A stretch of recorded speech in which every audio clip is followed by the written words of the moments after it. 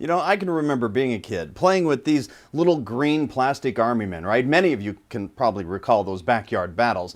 But how come there are only men? Well, that's what the former highest enlisted woman in the Navy wanted to know as well.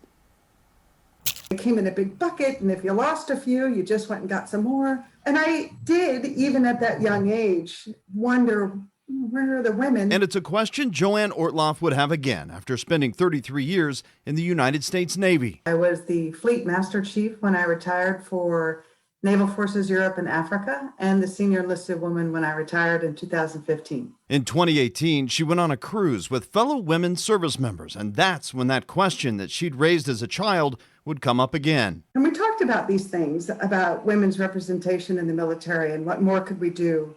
I got off the cruise and I thought, why aren't there more women's toys or toys that are, female oriented with the military? And so when I got JoAnn's, question, it wasn't a new one to me. Jeff Imel is the president of BMC Toys in Scranton, Pennsylvania, and told JoAnn, I'd like to make them someday, but I haven't been able to do it so far. And normally I thought that would be the end of it. But if you've talked to JoAnn, you know it wasn't. On behalf of women veterans, I really wanted to pursue this and get this started because it's time. Over 1.3 million women have served and serving now. And pursue it she did, pushing support through her fellow women veterans.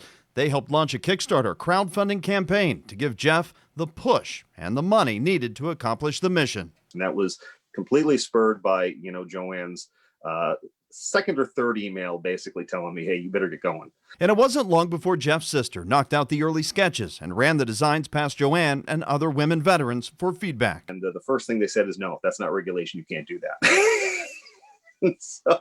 So they took away the hair immediately. Fine-tuned designs eventually get the machines moving. Pre-orders being boxed up in a warehouse in Akron, Ohio.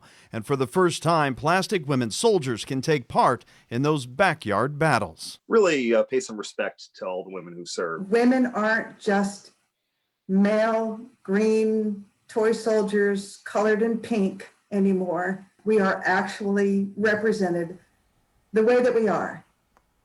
And as it is Women's History Month, I want to point out here that within the packages of these little toy soldiers, Jeff also includes this insert. And on the back, it's a history of women serving our country from 1775 to the current day. I'll share some further details in the online version of this story over on WCPO.com.